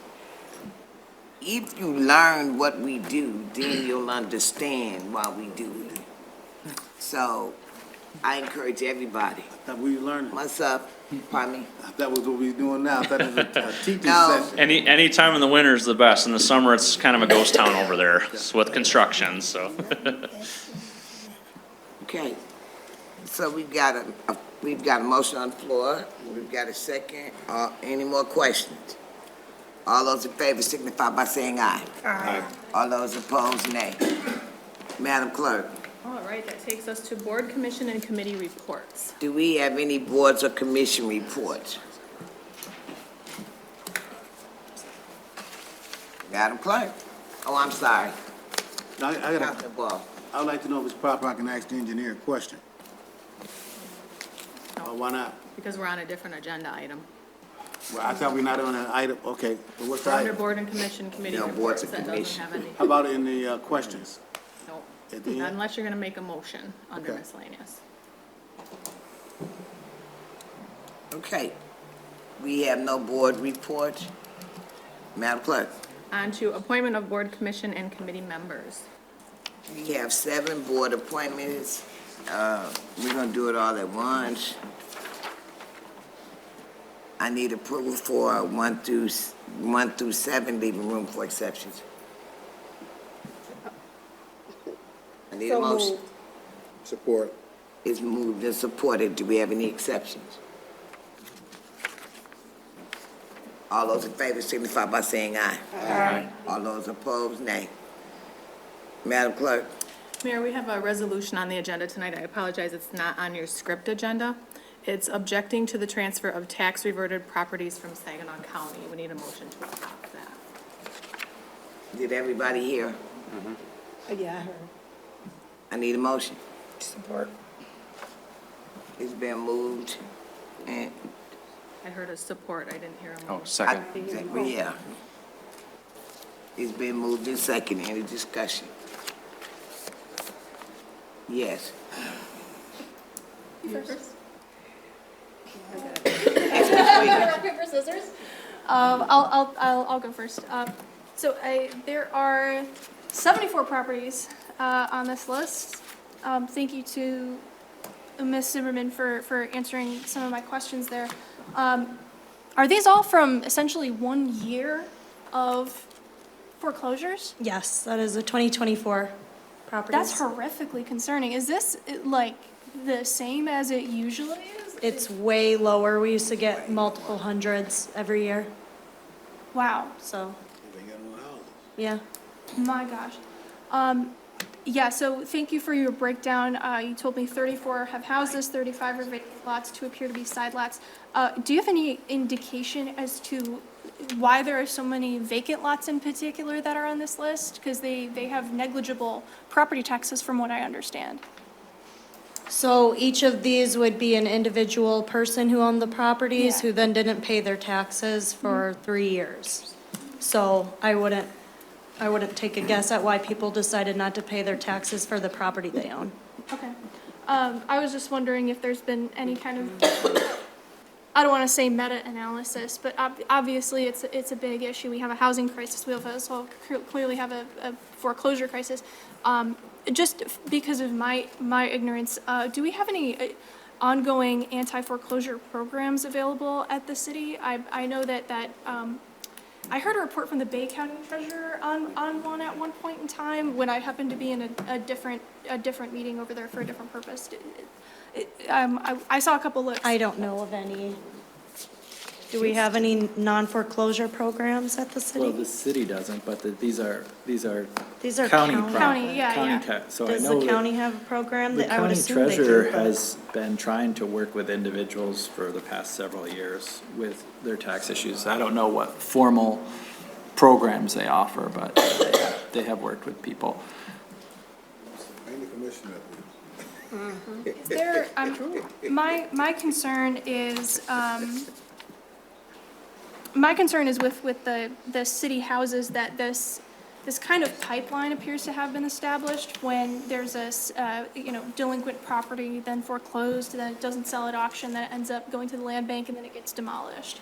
And at no point in that process, there's been plenty of houses, and I did meet with Treasurer Novak and we kind of went back and forth and, what we came down to, there appeared to be an issue of essentially a gap where there are houses that could be rehabilitated that essentially never really made it to that market point because they just kind of went immediately to auction and, for whatever reason, because there's obviously a high number of houses, they just end up into a pipeline to all being demolished without ever really an assessment being done as to what houses are viable for owner occupation. Is there anything you'd say to challenge that assessment, or is there? I would say that this has been an issue for several years. This isn't new. Yeah. But the 3-year window where it can be foreclosed upon by the county is typically where you see a degradation in the housing. So a lot of times the taxes are not being, and I'm speaking generally, right? I'm not speaking to individual circumstances here, but generally, a home may be unoccupied during that time when the taxes aren't being paid. So it sits for 3 years with no heat, no water, freezing temperatures, and potentially at the beginning of that 3-year period, it may be viable for rehab. But a lot of times, by the time you get to the final year after it sat like that for 3 years, all of the copper Take may the be copper, gone. yeah, copper And siding. everything else, the furnaces get removed by people, different things like that. So during that time period is when a lot of times it becomes uninhabitable and cost prohibitive to rehab. For example, the cost to rehab, we did a program in the city probably in, I would guess, like 2010, 11, that was Neighborhood Stabilization Program, NSP program. It would cost us upwards of, I think, $180,000 to rehab one home. And then the value for sale was typically, at that time, below $100,000. So that cost difference is a huge issue for rehabbing these homes. But if you could potentially get them at that start of the 3 year, you're right, that's the period where it would be. But legally, the county cannot foreclose at that time. It's only after the 3 years. And I also want to share, so in June, the previous council, I guess, and some of you, approved, so I sent you the timeline of essentially what a property goes through for tax reversion. So the city has 2 times to say that we do not want the properties.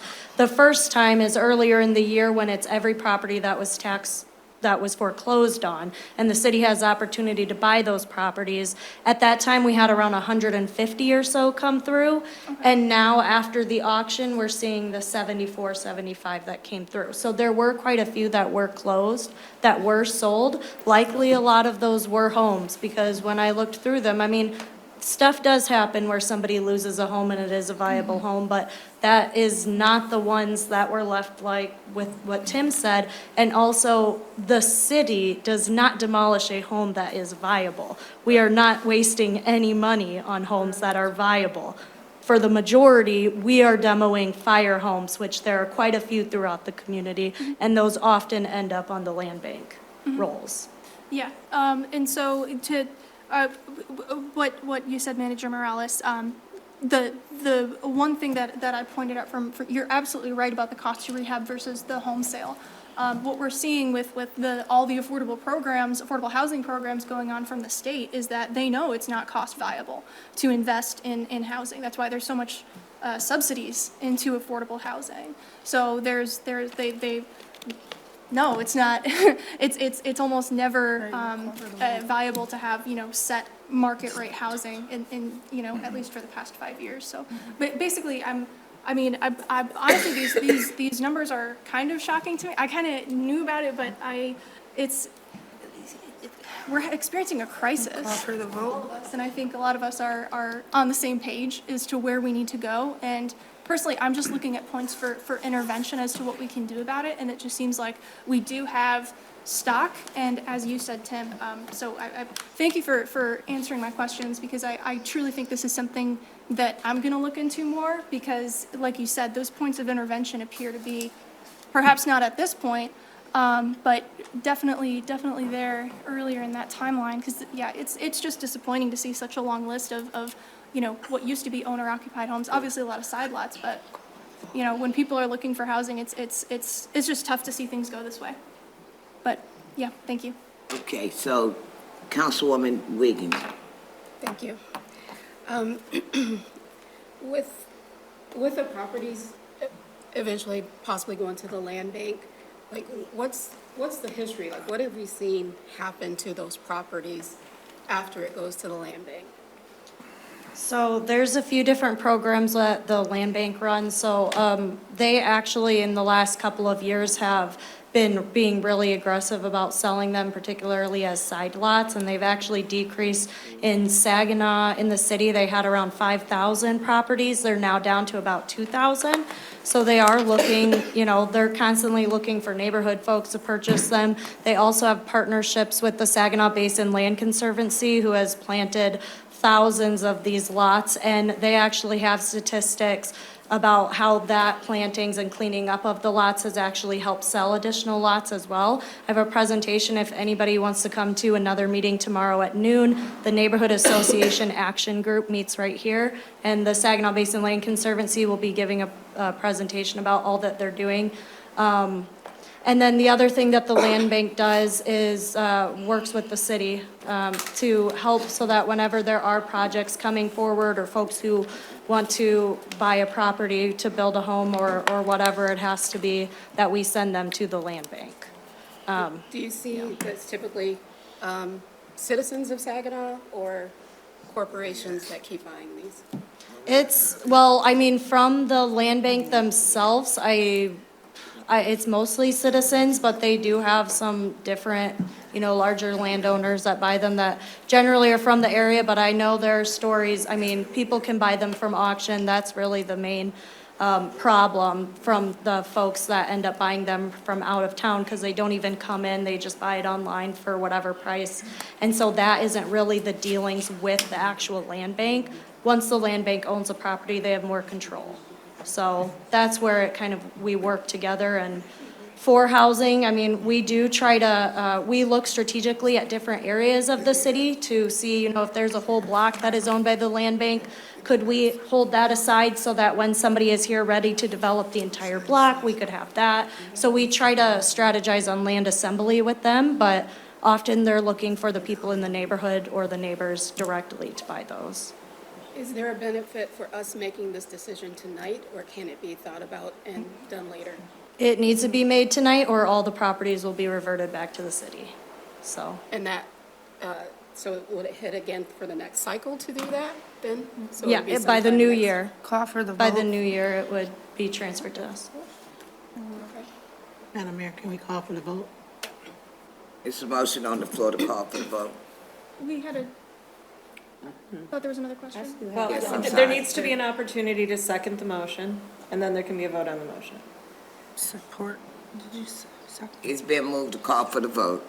It's been moved. Do I have a second? Support. Yes. Yes, second. Councilwoman Sylvia. Mayor, that was. Wait, no, we got to vote for this. All those in favor for, can you read the motion again? Right now, you're just doing the vote on the call to question. All those in favor signify by saying aye. Aye. All those opposed? Nay. Roll call vote. Councilmember Sylvia. No. Councilmember Seals. Yay. Yes. Councilmember Balls. Yes. Mayor Pro Tem Garcia. Yes. Councilmember Ostash. Yes. Councilmember Braddock. Yes. Councilmember Wiggins. No. Councilmember Hammond. No.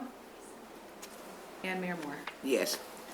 You have 6 yes and 3 no, so the motion is approved. You just take the vote on the resolution, which is to... Sorry about that. Objecting to the transfer of tax reverted properties from Saginaw County. No more discussion. All those in favor?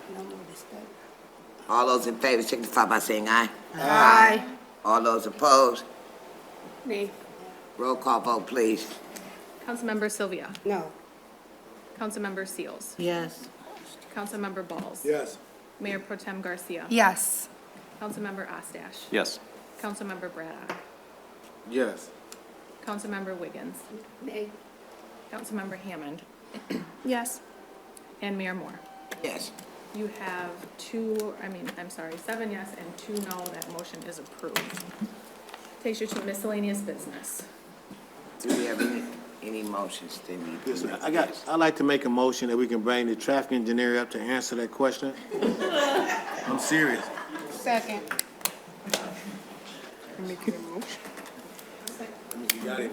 The only reason why I'm saying this because I'm tired of people asking me.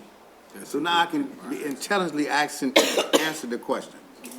Get your mouth. For point of information, got a motion. You got a second. We have a motion on the floor. We have a motion on the floor. She had to read it. Do I get a second? Already second. Already second.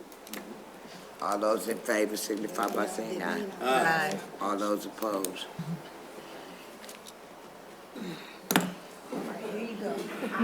Hey.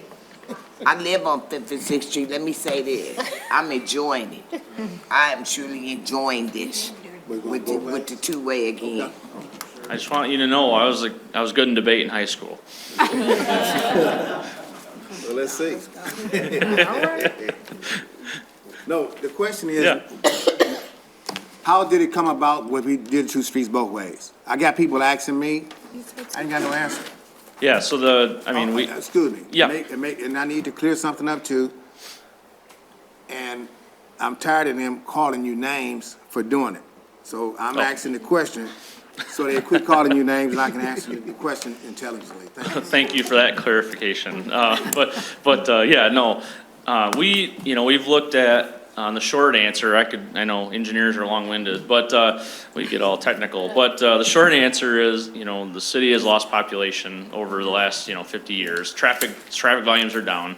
So we started, I think back in 2000, Mr. Carwatt, when he was a lowly city engineer, made the decision to convert Jefferson and Owen north of M46. And so that was kind of the first one.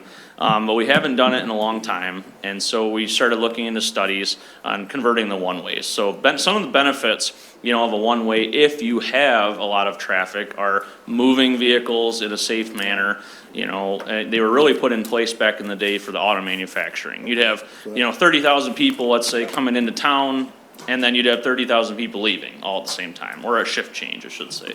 Now, we don't have that. So, you see such low volumes on the roads that it's very common for, even though it's already a one-way, it's very common that cars are going the wrong way because they only live 2 houses from this block. Okay. They don't want to go around the block. And so, that's just one factor. But, we saw a lot of side swipes for people speeding. You have one car going, 30, 35 like they're supposed to, and you have another car going 60. And so there's a lot of concerns with that. We wanted to try to complete the conversion of Jefferson and Owen south of 46 first, but because we thought that was gonna be an easier section, just with the surrounding areas and residential neighborhood in there. But we switched to 5th and 6th because of 5th and 6th are truck routes, and due to the expansion of the East Side Soup Kitchen, or Hunger Solutions, I should say, they wanna close a block of Thompson, which turns into 5th. And so they want to close that block of Thompson, but we had nowhere for our trucks to go once they were down there if it's still one-way streets. So that was why we switched to doing that. So that wasn't the reason we converted, but that was the reason we picked 5th and 6th to convert first. But yeah, there's a lot of benefits. Like I said, if we had 20,000 cars a day driving on 5th and 6th, they'd still be one-ways. Absolutely. There'd be a need there at least for that. And maybe 20,000 is not the right number, but there'd be a need for that. Now, we see around 2,000 cars a day, 2,500 on each 5th and 6th. And so converting, allows better access to people to their homes. Not just that, but also fire, police, MMR to get to and from their locations, their calls. We also, if you have cars coming against you, going opposite directions, it still slows down traffic a little bit. If you're going the same direction, it's like a freeway, especially if there's no traffic, you might not see another car for half a mile, so you can just drive as fast as you want. And that's something we wanted to avoid as well. So converting slows speeds down, there is an adjustment period. Like I know the first and second days of the conversion last week, we did have some people driving the wrong way. After day 2, it seems to have slowed down. People seem to be doing what they're supposed to be as far as which side of the road to drive on. We know it's an adjustment period, and we specifically did that section because there were a few concerns north of 675 with doing that conversion. So we split it up to try to accommodate for some of that. But yeah, there's a lot of benefits. Like I said, there's benefits to one-ways too if you have the volume required. So. Thank you. Yeah. So I will tell them that if they wouldn't have been driving Japanese cars, we would have kept them streets one-ways because people can go back and forth to work. But since we ain't got the jobs, now they open up a soup kitchen because we ain't got no jobs. So that's why they had to change the street around. All right, I got it. Just tell GM to bring some jobs back and we'll switch them back. All right, then you can close the kitchen, the soup kitchen back down and give people jobs so they can go to work. All right, I got it. Thank you. Thank you. Thank you. Anybody else? Anybody else? Motion to adjourn. Second. Madam Clerk? I need a motion to adjourn. Y'all can't do it before she do it. I need a motion to adjourn. Support. It's been moved and support. All those in favor, signify by saying aye. Have a Merry All those Christmas. opposed, nay. Good evening, everybody. Have a happy holiday.